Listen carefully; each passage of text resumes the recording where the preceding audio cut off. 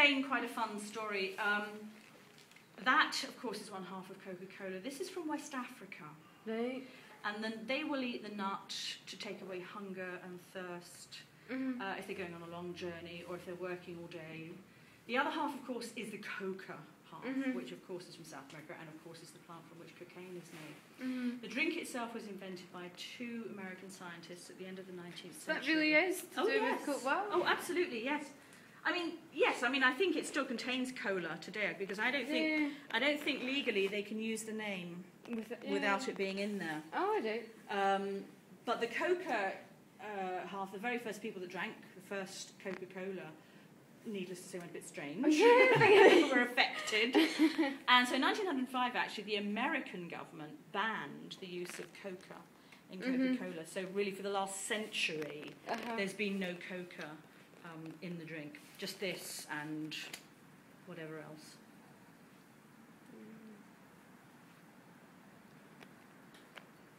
It's interesting because a lot of the older kids get cocky, but the younger ones do ask some quite interesting questions, actually. And they say, well, have you got the cocaine plant as well? And we have to say to them, well, we're not allowed to, grow it. And interestingly, they say, well, how did they find out about this? Because cocaine, of course, is injected straight into the blood. And so ultimately, too much use can kill you, of course it can. But the people, as you probably know from doing what you're doing with the Yanomami, have chewed it for centuries, for many years.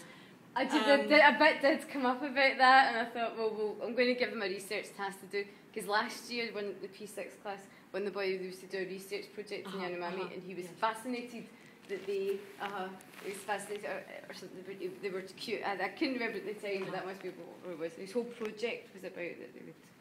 It is actually very interesting because it's a bit like the cola nut. By chewing the coca all day, it has lots of different effects. Again, they can work all day without eating, without drinking, without breaking.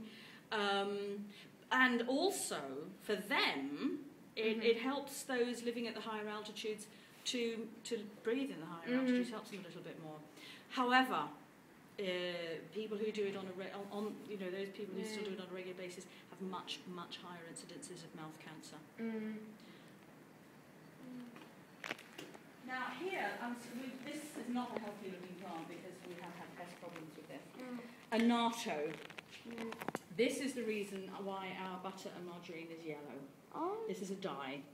The plant again is from tropical South America. And the dye, of course, turns them yellow. Without this, the butter and margarine would be a sort of a rather nasty grey. Up above us, we have a plant from Asia called jabarandi. And today, that is used extensively in the treatment of glaucoma.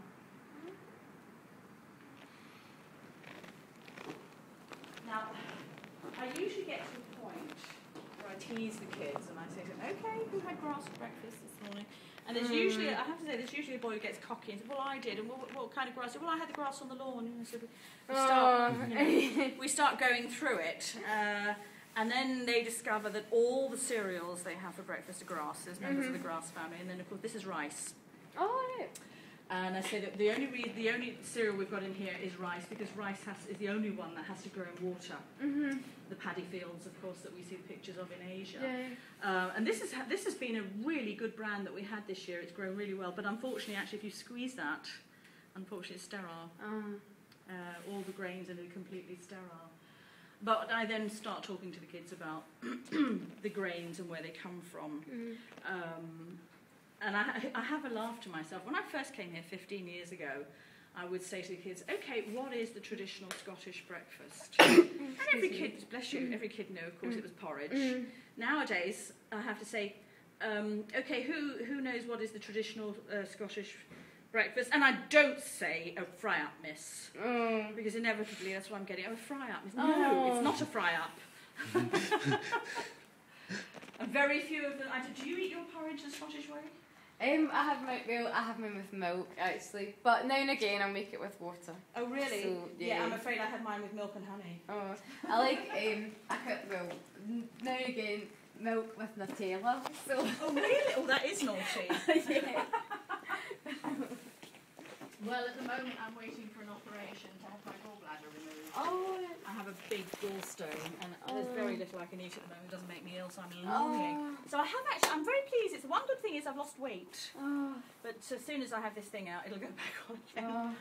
Okay, the fern house. This is where I was saying to you earlier. I bring up the subject of fossil fuels in here because, of course, these are amongst the most primitive, the most ancient of plants. And I describe here, I've got a bit of information about the world 360 million years ago, and I say to the kids, of course, that Scotland at that time was on the equator. It's very difficult with smaller children. I don't do it with the very small children, but it is quite difficult getting them to understand how when those trees were the biggest trees the world has ever seen, all that falling down one on top of the other, created the fossil fuels, and how what were dead plants came to form oil, coal and gas. And it makes me feel very old these days when I say to the kids, who's seen coal? And maybe one or two hands go up, you know, and I grew up with coal. So that's a point where it's a very good way for me to discuss fossil fuels with the children. And sort of getting them to talk about it. So I have a bit of a giggle and I just sort of say to them, you know, usually I say, okay, I would need a volunteer to demonstrate how this happens. Because all the hands go up and say, well, yeah, but I'm not going to take one because I don't think your teacher would be very happy if I had you murdered. And then I say to them, right, okay, imagine, I do pick one and I say, okay, imagine that I've asked you to lay down here on the ground and everybody else jump on top of you. That will kill you. And then gradually I work my way through everybody coming in and getting on top of them and higher and higher and higher. And the pressure and how it would change what they look like. And if you left them there long enough, you know, it's not the best thing, but it does just slightly demonstrate to them the effect of pressure and how those materials changed as a result of the effect of pressure. And then, yes, over there, just this informative part about coal and how it came about.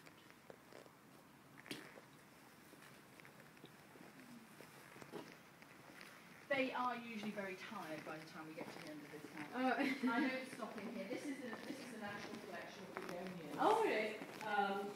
If I do, it's very, very briefly just to say that these are plants that are actually on the forest floor. Right. And a lot of them will have red underneath because the colour red, because it's so dark on the forest floor, the colour red actually helps to capture as much light as possible. Oh, right.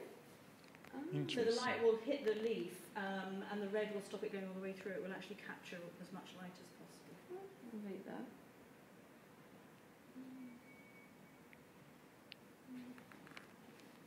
This is just purely ornamental, and that then takes us into the most exciting house of all because it's got animals in it. Oh, really? The tropical pond. Of course, we have fish, and at last we get to see living creatures. Well, sometimes. Oh yes, we've got one down there. Oh, yeah. But this, I have to say, I do have to just give way here because they get so excited at the seeing fish. The older ones who have done ancient Egypt, this is papyrus. Oh, right. Yeah, I don't know that. You might have seen, you know, this shape carved onto the walls of some of the tombs. And if you actually feel that, it's triangular. Oh, yeah. And of course that's the stem that they would actually slit it just down that one side and then lay it out. I think that because it's sticky inside, they would lay it all out in one direction, and the next layer would be in the opposite direction. And then over here we've got a whole another group of epiphytes. Right. These are in the pineapple family. Oh. And these are the ones which hold the water in the centre. And where sometimes you'll see those pictures of those tiny little frogs living in the centre of the plants.